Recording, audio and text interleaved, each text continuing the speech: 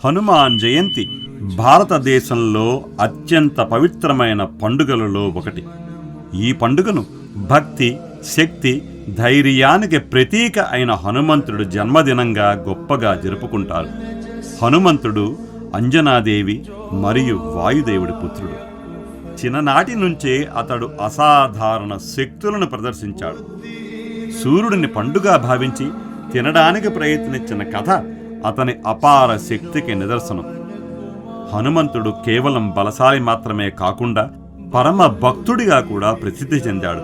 ముఖ్యంగా శ్రీరాముడి పట్ల అతని భక్తి ఎంతో గొప్పది. రామాయణంలో హనుమంతుడు కీలక పాత్ర పోషించాడు. సీతామాతను కనుగొనడం కోసం సముద్రాన్ని దాటి లంకలో ప్రవేశించడం, లంకను దహనం చేయడం, లక్ష్మణుడిని రక్షించడానికి సంజీవిని పర్వతాన్ని తీసుకురావడం వంటి అనేక అద్భుత కార్యాలు అతని ధైర్యాన్ని మరియు భక్తిని తెలియజేస్తాయి.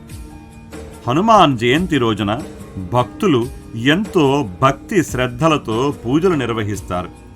ఆలయాలకు వెళ్ళి ప్రత్యేక పూజలు చేయడం, హనుమాన్ చాలీసా పారాయణం చేయడం, ఉపవాసం ఉండడం వంటి ఆచారాలు ఈరోజు ప్రధానంగా కనిపిస్తాయి. ఈ రోజున హనుమంతుడి కీర్తనలు, భజనలు గళాంతరంగా వినిపిస్తాయి.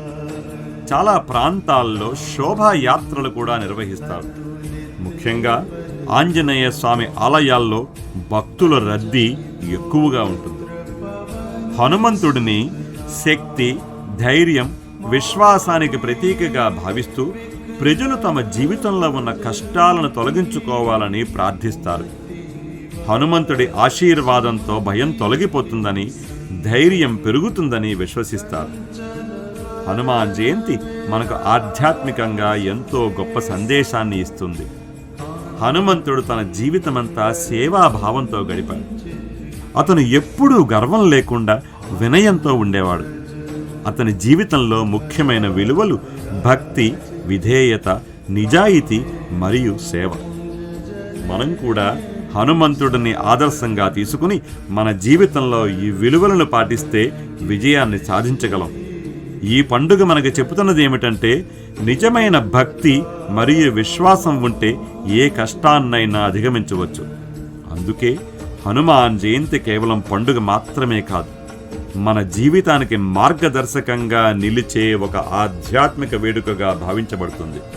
జై హనుమాన్.